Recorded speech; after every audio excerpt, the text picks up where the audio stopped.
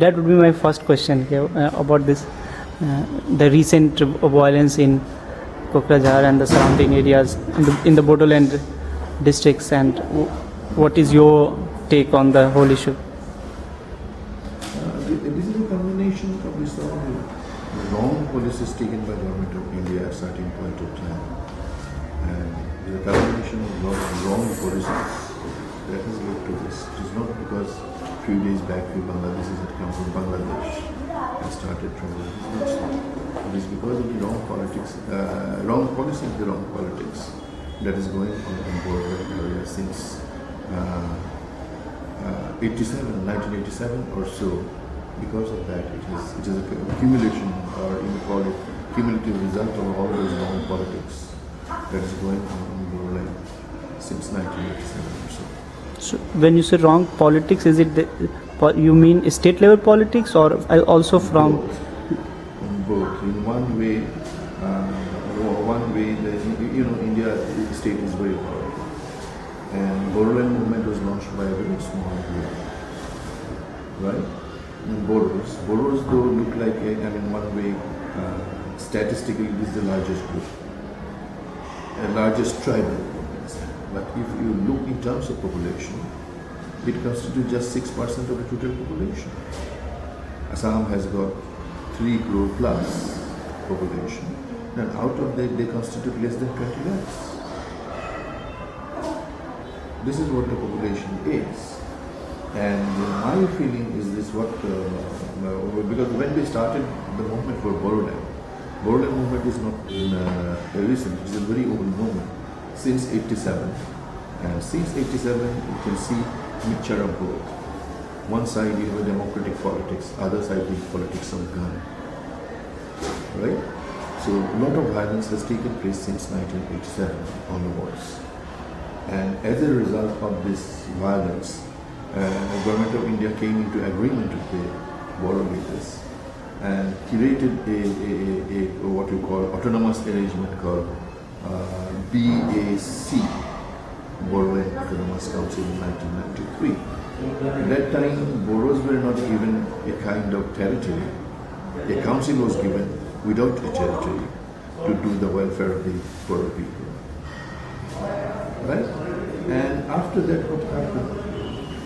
That time, government of India signed an agreement with the student body called APSU, 1993. Then they came to power, and there was an interim arrangement. There was no election, nothing. Then the agitators, they demanded that we need a full territorial, we need a state called Bodoland, what they call divide Assam 50-50. Statistically, that is not possible. From 87, they are saying divide Assam 50-50. That means you leave 94% one side and 6% on the other side, which is statistically impossible. That is what they have been demanding.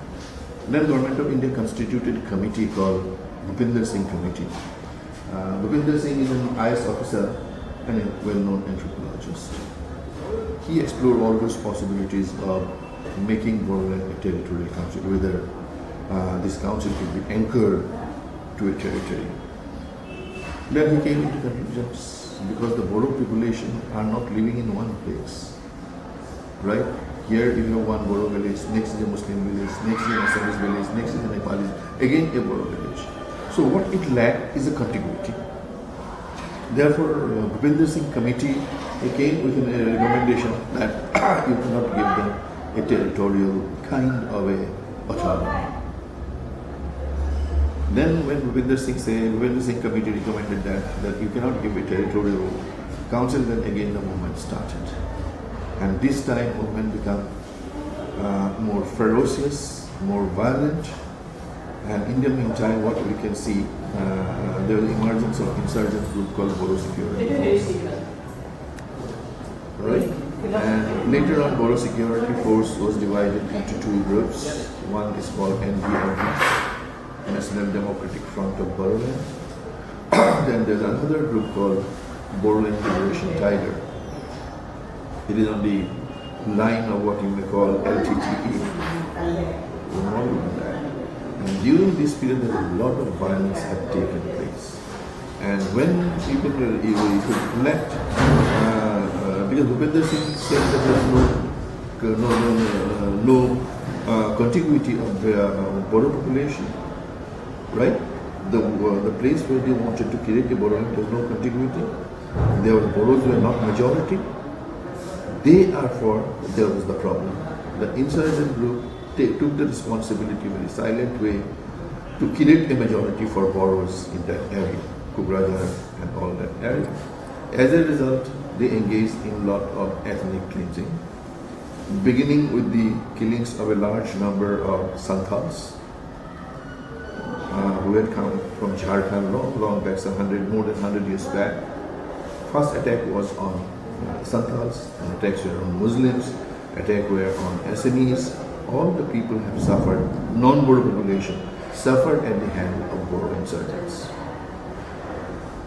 And consequently, Government of India came into an agreement. We started talking, this time not with the APSU, but with the insurgent group called BLT, Bodoland Liberation Tiger. And that excluded again NDFB, another insurgent group. So there is a division between NDFB and this group called BLT. So government signed an agreement with BLT. And this time government has agreed to give them a territorial autonomy, the territory called Bodoland Autonomous Council. Bodoland Territorial Autonomous Districts. So new districts were created. Again the same thing has happened where Bodos do not constitute a majority. And very significantly, 1993 accord was signed between the students' body and the Government of India. And next was signed, 2003, was signed between the insurgent group called BLT and the Government of India. This is a serious matter. So there you can see the emergence and consolidation of insurgent group. They could go and negotiate with Government of India, and Government of India had given them an autonomous council and asked them to run the autonomous council on interim basis without any election. So 2003, BLT officially, after surrendering of what the government called coming back to mainstreams, right? Surrendering, and they were supposed to surrender all their arms. But everyone in Assam knows they have not surrendered their arms. Right? One group had become a part of the council, and they started ruling over the entire population living in Bodoland. Even in Bodoland, they do not constitute more than 1/3 of the total population. So this 1/3 population, as per new rules, were given the power to rule over remaining 70%. And there is no election for the council. Then there was election, but election seats were reserved for them. Out of 46, 36 were state reserved for the tribals. Only 5 were open for the other categories, for the remaining 70%. This was the problem. Then what happened, very significant thing is that out of this accord, all over India we have a grassroots organization, the Panchayat system. Bodoland area prior to the creation of Bodoland, we had the Panchayat system. So once Bodoland had come, the Panchayat Raj system had been removed.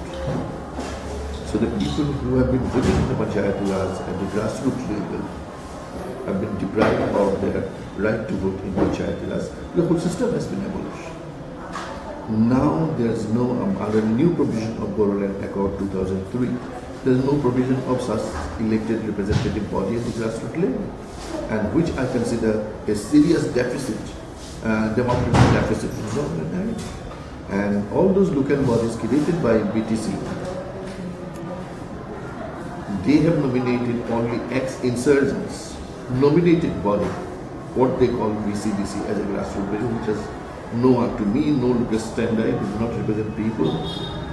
They are all ex-insurgents and nominated body. And since 2003 till now, there is no election at the grassroots level. Only those ex-insurgents are are running those nominated bodies. So there's a very severe deficit of what you call democracy, very severe deficit of representation of people in that body. And that is a serious problem. And it is not that in 2003 a new arrangement has been made and Bodoland returned to peace. No. To begin with, there's a lot of fight between two insurgent groups, followers of two insurgent groups, NDF and BLT. It is not that the non-Bodos have been killed by Bodo militants. Bodo militants killed their own people. A large number of Bodos were killed by the Bodo militants themselves. And there is a fratricidal fight between the two insurgent groups. And recent killing is again, I'll tell you, this is an attempt to eliminate the Muslims or other groups from Bodoland area so as to create a majority, forceful majority for the borders. This is what has been the aim of this disturbances. Recent disturbance. Those are the legal technicalities. As you are saying, there is no proper democratic elections and so. But still, we don't see the anger amongst people against those things. Rather, when I talk to people on streets, even in Gauhati, there is this general notion, not only in the Bodoland, but in the entire state, in the region, that Assam politics is very complex. Very complex. This is a very, very heterogeneous state. There's a large many group, large many language. Right? It is very difficult to understand. So many people do not understand what is happening. Those who are living inside the BTC area, they have felt the brunt of this. And I am again telling you, the Bodo militants killed more Bodos than the non-Bodos during last 2003 to now. Recent violence, it is 100 plus killings. But the way they have destroyed the property, the way they have been able to terrorize the non-Bodos, particularly the Muslims during the Kumbh years, that is enormous. And this is all aimed at ethnic cleansing and creating a majority by force in Bodoland. But why is there that there's general notion that there's so much of illegal migration right from the very beginning? Not only people from what is now Bangladesh, but even from Nepal or from other states in India. There's this general kind of that these people will change the demography of the state. People coming from Bangladesh will change the demography of many districts, and so those can create problem. And there is that kind of anger which has been created amongst people. So what do you have to? Who are saying most about the illegal migrants? This issue has been taken up by RSS, BJP, and some of the regional chauvinist forces. No singular party is saying, say, entire left parties, Congress, all the liberal parties, no one is saying that that kind of migration has taken place. Yes, some kind of migration has taken place. And migration is a very complex story. This migration to Bodoland area, Bodoland is not even a new area. Bodoland was a part of Gwalpara district till 1983. As late as 1983, Bodoland was part of Gwalpara district. And Gwalpara district is a bordering district with the earlier East Bengal, now then East Bengal became East Pakistan became Bangladesh. Right? So people who came from East Bengal, right? Most of the people to Gwalpara migrated when it was a part of the same country. East Bengal was India. But if you look East Bengal today, it is Bangladesh. So many people are using a wrong notion that people have migrated. And if you look back in the history of Assam, there was a large number of Muslims in Assam. And their migration had taken place in later part of 20th century, 19th century. Then 20th century, particularly during the British rule in the later half, say 1920 onwards in 1940, there's a massive migration from East Bengal to Assam. And most of this migration were encouraged by the colonial rulers. And that was a migration, internal migration in the same country, because country was not divided there. So So what was legal till 1947 became illegal after 1947. And many people try to mix up and exaggerate the problem of migration. They try to present as if all people, Bengali speaking people are Bangladeshi. Yes, this is not so. They migrated here. And Valpara district, Kokrajhar was a part of it. So a large number of Muslims have settled and Muslims are there. Long back. So, I think whatever migration has taken place, it has taken place long back. do you like, is still the trend of coming, is It it? is absolutely a nonsense. Because when movement started, when there was a violence against these Muslims of East Bengal origin, BSF, who look after the borders between India and Pakistan, India and Bangladesh, they said no migration has taken place and no migrants have come and started rioting here. And it is a very mild kind of belief that some ordinary people from Bangladesh will come to India to create riots here. This is not possible. Indian state is very powerful. BSF are there in the border. You have police, you have large concentration of military in northeast. I don't think that few Bangladeshis will come and create problem in Kokrajhar district. To add anything more? Yes, Bodos are indigenous people. Two things I would like to say, which I have been emphasizing. The society that has emerged in Assam today, if you look at the long historical perspective, it is a society of migrants. Right? All are migrants, including Bodos. No one is original here. Difference is someone came earlier, someone came a little later. Only 50 Therefore, years. I say we all are migrants of different layers. The layer of migrants. If you can accept it as all as a migrant, layers of migrants, no problem can be solved. But if you want to create a division that who came late, who came earlier, these are the problems. And yes, if Bangladeshis are crossing their border, you must have read Praful Bidwai's writing. He has written about Social Development Index. Bangladesh Human Development Index is they're performing very well. Their Human Development Index is much better than some of the advanced Indian states like Punjab, Gujarat. Then why should they migrate to India? Their economy is doing well for last 10 years or so. The Human Development Index is good, better than many of the Indian developed states. Then why should they migrate?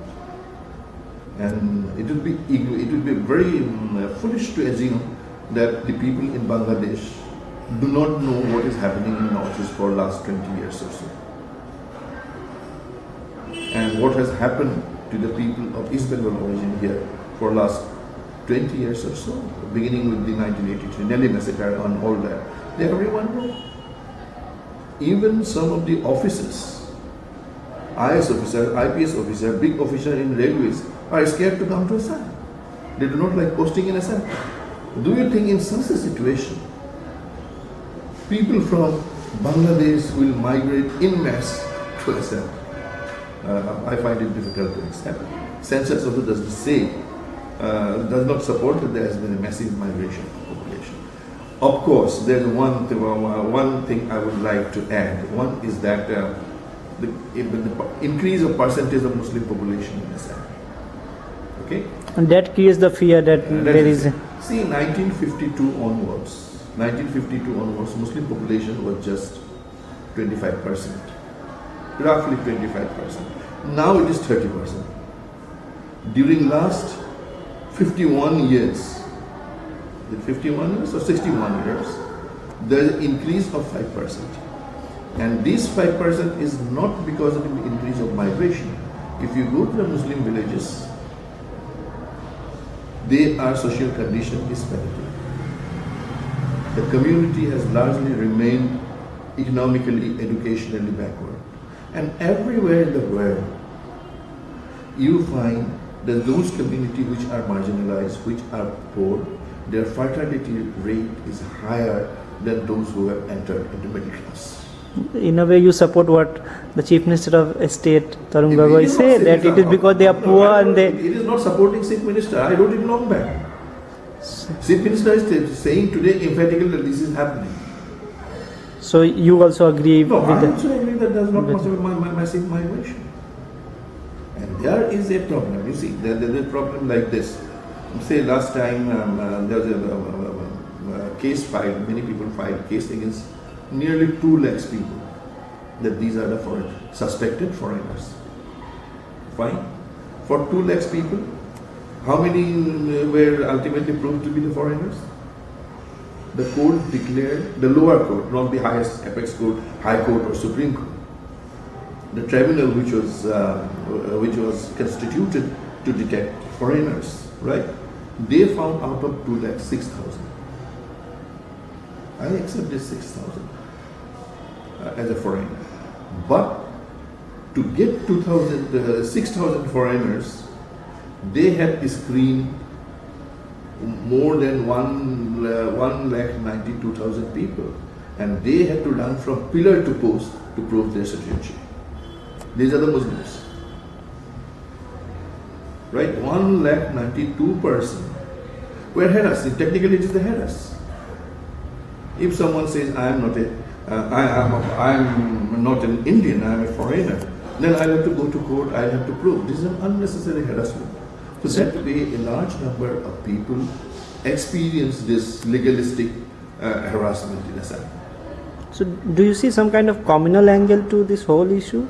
Oh yes, because one thing, the Bodo issue, when the problem was, accord was signed in 2003.